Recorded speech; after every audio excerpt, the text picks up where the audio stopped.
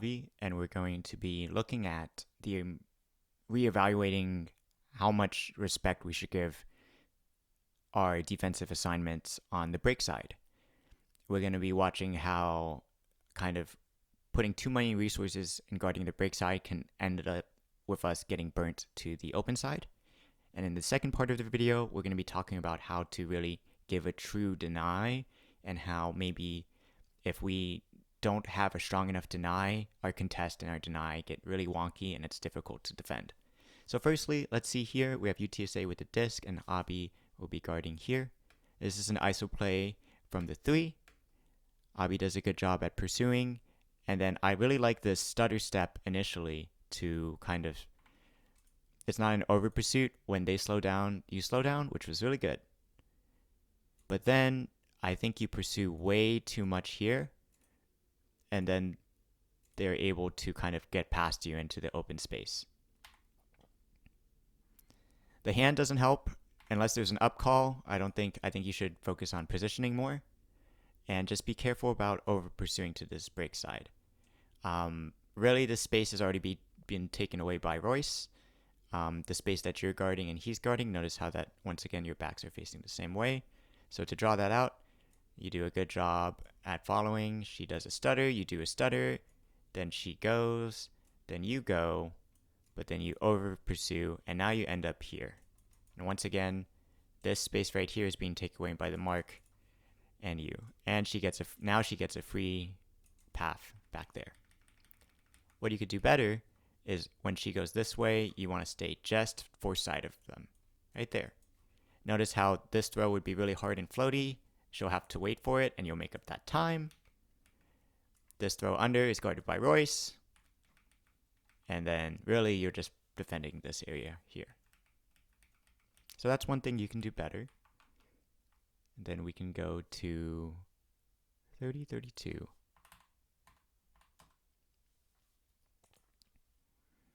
We'll see the disc here. Once again, an over pursuit and a line drive throw. So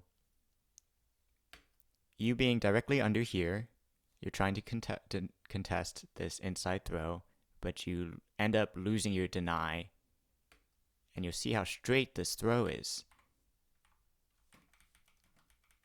So once again, we have a throw here. We end up with the scenario where you are hand out trying to deny this. The cutter is going to go to the strong space, and it's just going to be a throw that meets him. If you stay on the force side, once again, we're okay with losing to this throw, and then this line drive will never make it.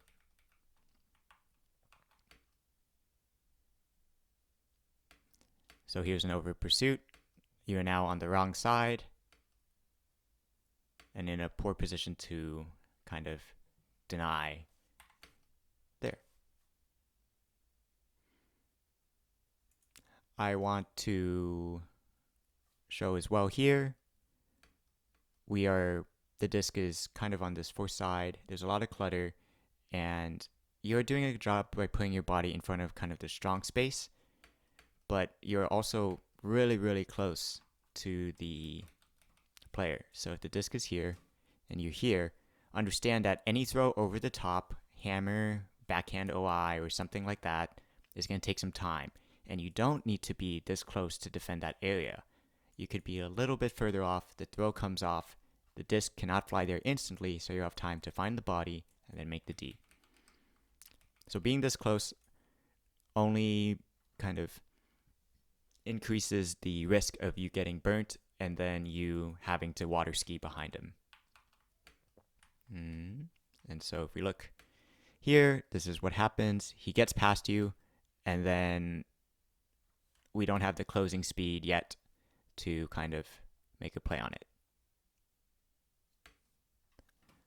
I have a video of this being done correctly here. If we watch this player here, he definitely wants to disc back because he's one of the better throwers. And we watch this person here, this defender, Johnny Bravo defender, how much space he kind of gives and how he shuffles with him and only allows that smallest under. Notice how he doesn't have to hit him, and instead he instead of trying to put a hand and playing that 50-50 game, he's using his athleticism and his shuffling to stay in front. So this is one a nuance where like hand contact doesn't automatically mean that they're locked down, and it's more about thinking about your positioning. I think a lot of us, myself included, feel like I have them locked down when in reality I'm just kind of leaning on them. So we can keep going and look at 519 and talk about that segues into kind of making sure that we are really denying what we're denying, and not just kind of put in a hand. So we're going to kind of come up over here on the left. We see James, and then here you are. And this guy has one move. He's going to shimmy and then go. It's he does this move twice in this single point, where he will step left and then go. And then if we do not have a solid identity on what we are denying, this or this, we are forced to bite. So if he goes here, we're forced to bite. And this amount, we don't know how much he's going, and it's really hard to play defense.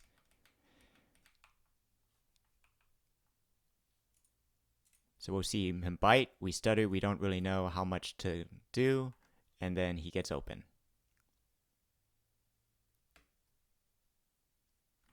Whereas if we had a stronger one, he stutters, we don't mind because we are in good position, so we just calmly follow, and when he comes under, we take the contact. So setting up our deny is important. Then we'll just follow this again, and he's going to do the same move over here. We'll see a quick shimmy into a cut. So in this shimmy here, we are forced to put on our back step because maybe our deny is too close and we're afraid of getting burnt.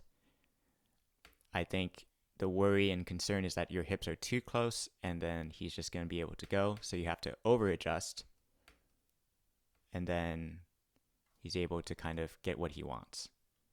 So I think points to improve on are to find that middle ground where you're not too close to where you could lose the battle quickly. Also be able to stay lower. When he drops, you're kind of caught on your back foot here.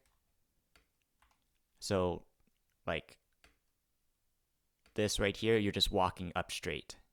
And if he drops his hips, you're going to drop your hips late and you're going to have to position better no matter what. So maybe even a wider base, more athletic, or if you want to make contact with him, look and see where the disc is and see where a cut might be coming to better reposition. That's also good.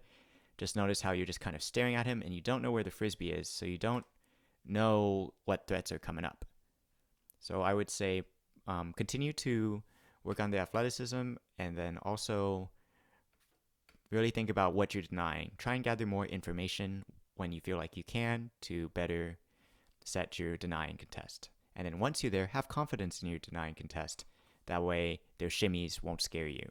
So if you're here, he shimmies into you, you're like, ah ha ha, you're just running into me, that's fine. And then he goes, then you chase.